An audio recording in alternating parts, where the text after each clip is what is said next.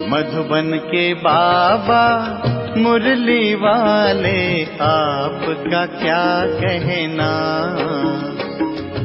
आपका क्या कहना। ओम शांति। आज बुधवार 20 सितंबर 2023 के साकार महावाक्य। आज की मुरली में बाप दादा बोले, मीठे बच्चे, तुम्हें पुरुषार्थ कर एयर कंडीशन की टिकट खरीद करनी है। एयर कंडीशन टिकट लेना अर्थात माया की गर्म हवा अथवा वार से सेफ रहना।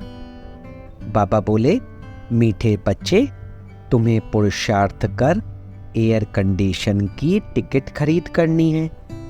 एयर कंडीशन टिकट लेना अर्थात माया की गर्म हवा अथवा वार से सेफ रहना।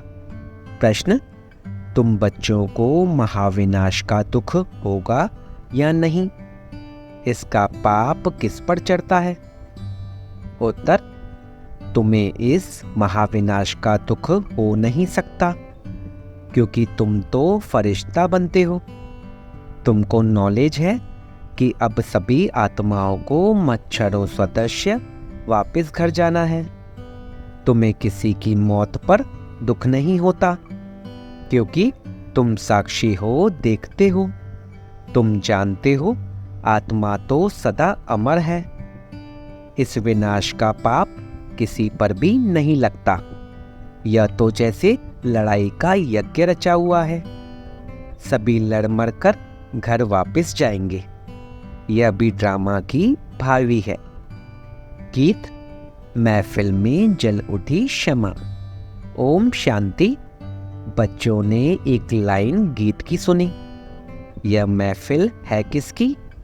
ज्ञान सागर की, जिसको फिर मनुष्य इंद्र की महफिल कहते हैं, इंद्र सभा। बहुत मनुष्य समझते हैं इंद्र पानी की वर्षा बरसाते हैं। बच्चे समझते हैं यह ज्ञान सागर परमपिता परमात्मा की सभा है। इसमें परवाने बैठे हैं। जीते जी इनके बन जाने अर्थात इस दुनिया से मर जाने के लिए, क्योंकि जीव आत्माओं को यह पुरानी दुनिया पसंद नहीं है। इसमें सब एक दो से लड़ते रहते हैं। बाप कहते हैं, मैं स्वर्ग स्थापन करता हूँ। तो बच्चों में भी नंबरवार है। कोई पुखराज परी, कोई नीलम परी है। नाम तो बहुत हैं। यह भेंट की हुई है। कोई बच्चे अच्छे सेंसिबल बन औरों की सर्विस में लग जाते हैं। सर्विस पर भी तत्पर कौन होंगे? जो क्षमा पर पूरा फिदा हुए होंगे। यह बहुत बड़ी महफिल है। तुम जानते हो बाबा आत्माओं की महफिल में आया हुआ है, परंतु इनको जो अच्छी रीति जानते हैं वह इनके सम्मुख प्रैक्टिकल में है। इस समय कोटों में कोई ही जानते हैं। जो परवाने हैं वही जानेंगे। जो फिदा हो जाते हैं बाबा के बन जाते हैं। यह तो समझाया गया है। यह है जीते जी मरना। बाबा, मैं आपका हूँ। पहले हम आपके पास अशरीरी रहते हैं, फिर यहाँ आकर शरीर लेते हैं। बच्चों को जो भी ज्ञान मिलता है यह और कोई दे नहीं सकता, क्योंकि बाप को नहीं जानते। तुम बच्चों को परमपिता परमात्मा आकर पढ़ाते हैं। गाया हुआ है, सभी वेद शास्त्र आदि गीता के पत्ते हैं। सब मनुष्य मात्र इस मांडव में किसके पत्ते हैं? इस देवी देवता धर्म से ही सब निकले हैं। इसलिए तुम झाड़ के चित्र में देखेंगे कि शुरू में पत्ते नहीं हैं। पत्ते बाद में ही पैदा होते हैं, तो उन्हों को ऊपर दिखाया हुआ है। फाउंडेशन देवी देवता धर्म का है। पहले थुर एक होता है, फिर उनसे टाल टालियां निकलती हैं, फिर पत्ते निकलते हैं। बच्चों की बुद्धि में है कि यह विराट मनुष्य सृष्टि के धर्मों का झाड़ है। आजकल की गवर्नमेंट धर्म को नहीं मानती। कहते हैं हम सब आपस में रह सकते हैं, परंतु आपस में ठक ठक कितनी है। लड़ाई आपस में चलती ही रहती है, जैसे कि लड़ाई का यज्ञ रचा हुआ है। कहाँ न कहाँ लड़ते झगड़ते रहते हैं। यह भी ड्रामा में नोंद है। युक्ति ऐसी करते हैं कि आपस में लड़ मरे। आगे हिंदुस्तान पाकिस्तान अलग अलग थोड़े था, सब इकट्ठे थे। गवर्नमेंट भी मजबूत थी, आपस में कोई लड़ नहीं सकते थे, क्योंकि ऊपर में बड़े बड़े नवाब होते थे। जैसे अब सारी दुनिया के लिए UN आदि बड़ी बड़ी कमेटी है, परंतु इन सब के लिए धड़ी धोड़ी तो कोई है नहीं। दो टुकड़े हो गए हैं। दुख वृत्ति को पाता ही रहता है, एक दो को मारते ही रहते हैं। ड्रामा में देखो कैसा राज है। एक दो से लड़ेंगे तो बाप पर थोड़े पाप लगेगा। हम साक्षी हो, देखते हैं। तुम जानते हो सब लड़कर खत्म ही हो जाने वाले हैं। कोई बड़ा आदमी मर जाता है तो 8-10 रोज उसके लिए थोड़ा बहुत कार्यक्रम चलता है, हॉलीडे आदि करते हैं। तुम्हारे लिए तो कुछ नहीं है, तुम तो फरिश्ते बन रहे हो, तुमको विनाश का भी दुख नहीं होता है। अब तो मच्छरों सदस्य मरेंगे, फिर कौन किसको देखेंगे। यह राज तुम बच्चे ही जानते हो। नई दुनिया में रहने वाले तो बहुत फर्स्ट क्लास चाहिए। यहाँ कोई मरे तो तुमको थोड़े दुख होगा। तुम तो साक्षी हो, देखते हो। इसने जाकर दूसरा शरीर लिया अपना पार्ट बजाने के लिए। तुम्हारे में भी सब निश्चय बुद्धि नहीं है। गृहस्थ व्यवहार में रहते पांव से चोटी तक अब खुशी का पारा चल रहा है। फिर कोई का कम, कोई का जास्ती।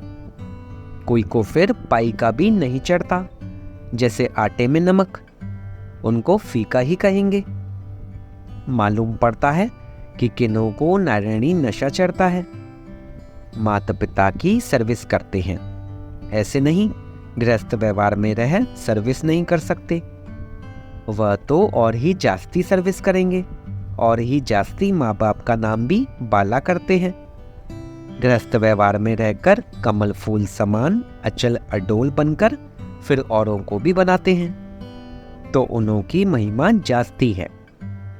तुम तो शुरुआत में निकल पड़े, वह भी ड्रामा। भट्टी बननी थी, उसमें से भी कोई कच्ची ईंट निकली, कोई पक्की भी निकली। ICS के इम्तिहान में सब थोड़े पास होते हैं, क्योंकि गवर्नमेंट को बहुत पगार देना पड़ता है। यहाँ भी ऐसे है, बड़ी जायदाद देनी पड़ती है। मुख्य 8 पास होते हैं, फिर 108 की माला बनती है। पुरुषार्थ कर उच्च पद पाना है। रिजर्व कराया जाता है ना, first class air condition. Air condition में कभी गर्म हवा नहीं लगेगी। तुमको कोई भी इस दुनिया की गर्म हवा अर्थात माया का वार न लगे, इतना मजबूत होना चाहिए। 8 तो बिल्कुल फर्स्ट क्लास है, फिर 108 है। नाम भी है महारथी, घोड़े सवार, प्यादे। हर एक समझ सकते हैं कि हम कौन सी टिकट खरीद कर रहे हैं। हर एक को टिकट लेनी है। पुरुष को अपनी, स्त्री को अपनी टिकट लेनी है। स्त्री को चांस जास्ती है, क्योंकि पुरुष जो करते हैं तो उसका आधा हिस्सा स्त्री को मिल जाता है। स्त्री जो सौदा करती है वह कुछ भी देती है तो उसका हिस्सा पति को नहीं मिलता है, क्योंकि पुरुष तो रचयिता है, पैसे उनके हाथ में रहते हैं। वह जो करेगा उसका हिस्सा स्त्री को मिल जाता है। स्वर्ग में तो दोनों मालिक रहते हैं। बच्चा एक होता है, वर्षा भी वह पाता है। कन्या भी अपना हिस्सा कायदे अनुसार ले लेती हैं। कल्प पहले जो कायदा चला है वही चलेगा। वहाँ की रस्म रिवाज का ख्याल नहीं करना चाहिए। बाबा ने बहुत तो साक्षात्कार करा दिया है, कैसे राजधानी ट्रांसफर होती है। यहाँ ट्रांसफर होती है तो ब्राह्मण गुरुओं आदि को बुलाया जाता है। आगे की रस्म रिवाज बहुत अच्छी थी। जब वानप्रस्थ लेते थे तो बच्चे को बड़े प्रेम से गद्दी पर बिठाते थे कि अब तुम कारोबार संभालो। अभी तो बिल्कुल बूढ़े हो जाते हैं तो भी छोड़ते नहीं हैं। आगे बच्चे मात्र स्नेही होते थे, अब तो मात्र द्रोही बन पड़े हैं। माँ की भी चोटी पकड़ बाहर निकाल देते हैं। इसको कहा जाता है धुंधकारी, मातृद्रोही। सत्युग में ऐसी बातें नहीं होती। तुमको तो बहुत खुशी होनी चाहिए। महफिल की महसूसता तुमको यहाँ आएगी। यह ज्ञान सागर तो जहाँ होगा वहाँ मेला होगा। नदियों का मेला होता है ना, तुम नदियों तो आपस में मिलती रहती हो। यह तो है ज्ञान सागर और नदियों का मेला। यह है जगत अम्बा सरस्वती, उनका भी नाम वाला है। माँ के पास भी कितने मिलने आते थे, क्योंकि उनकी मुरली बहुत अच्छी थी। बच्चियां भी महसूस करती हैं कि मम्मा की मुरली अच्छी खींचती थी। यह है सागर और नदियों की महफिल। बहुत बच्चे आ जाते हैं, पहले सागर, फिर नदियाँ, छोटी नदियाँ या बड़े कैनल आदि होते हैं ना। तुम हर एक समझ सकते हो कि हम छोटी नदी हैं या बड़ी नदी। बड़ी बड़ी नदियों को बुलाते हैं कि आकर भाषण करो, तो जरूर वह तीखे हैं। मम्मा को कितना बुलाते थे, शिव बाबा का मिला हुआ खजाना आकर दो। तुम बच्चियां जाकर ज्ञान रत्नों का दान करती हो। ज्ञान का एक एक वर्जन लाखों रुपयों का है। शास्त्रों में कोई ज्ञान के वर्जन नहीं है। अगर होते तो भारत बहुत साहूकार होता। तुमको तो रत्न मिलते हैं, जिनसे तुम 21 जन्म के लिए साहूकार बनते हो।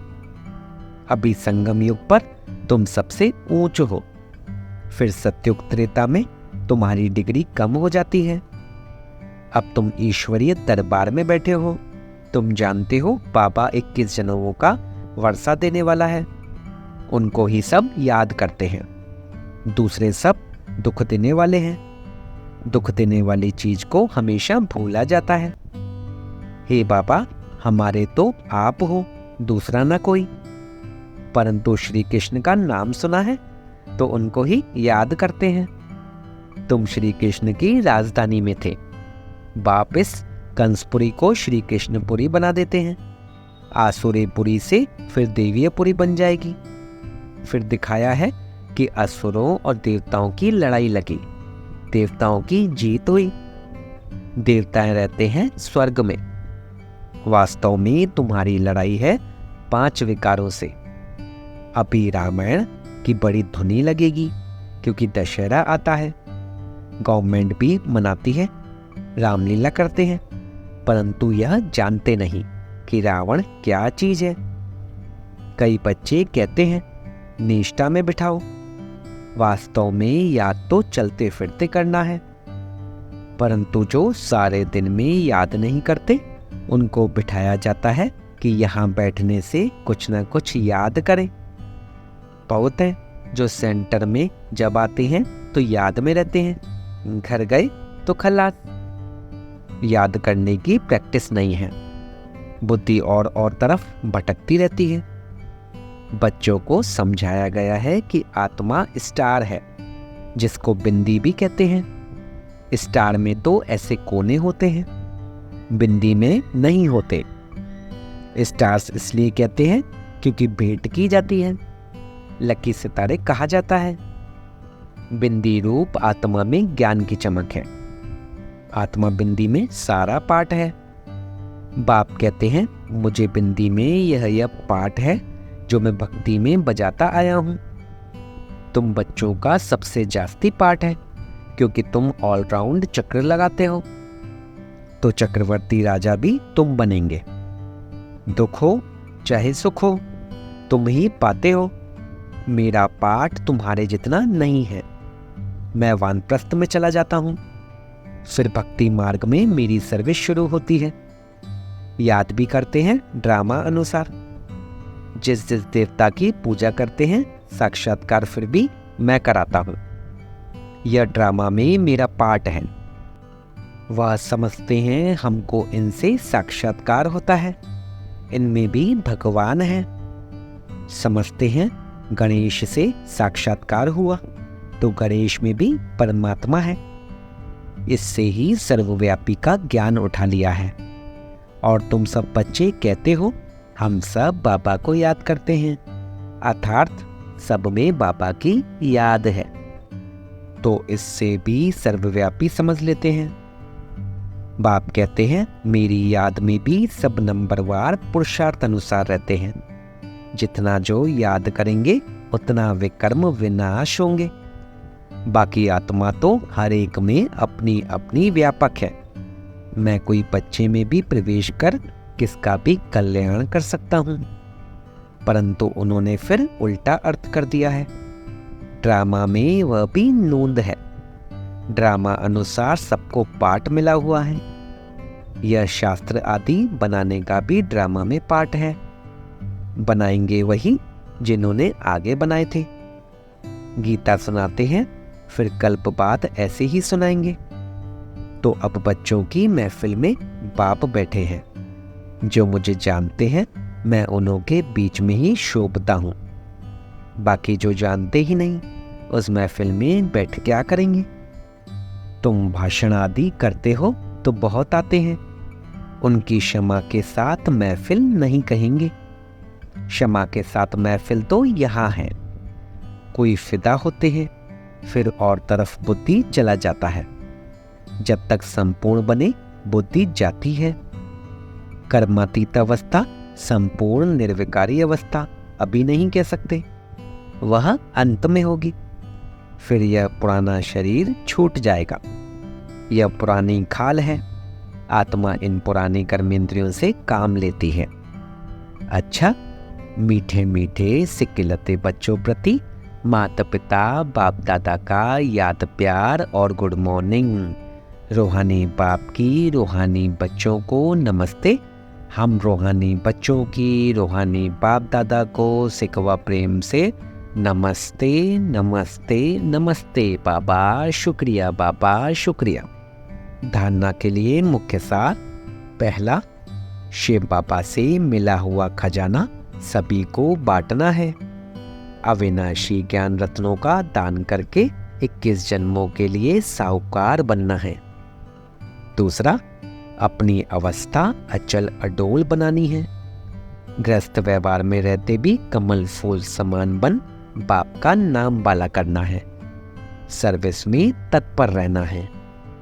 आज का वरदान, संगम युग के इस नए युग में हर सेकंड नवीनता का अनुभव करने वाले फास्ट पुरुषार्थी भव। संगम युग के इस नए युग में हर सेकंड नवीनता का अनुभव करने वाले फास्ट पुरुषार्थी भव। संगम युग पर सब कुछ नया हो जाता है, इसलिए इसे नया युग भी कहते हैं। यहाँ उठना भी नया, बोलना भी नया, चलना भी नया। नया अर्थात अलौकिक। स्मृति में भी नवीनता आ गई। बातें भी नहीं, मिलना भी नया, देखना भी नया। देखेंगे तो आत्मा, आत्मा को देखेंगे, शरीर को नहीं। भाई भाई की दृष्टि से संपर्क में आएंगे, दैहिक संबंध से नहीं। ऐसे हर सेकंड अपने में नवीनता का अनुभव करना।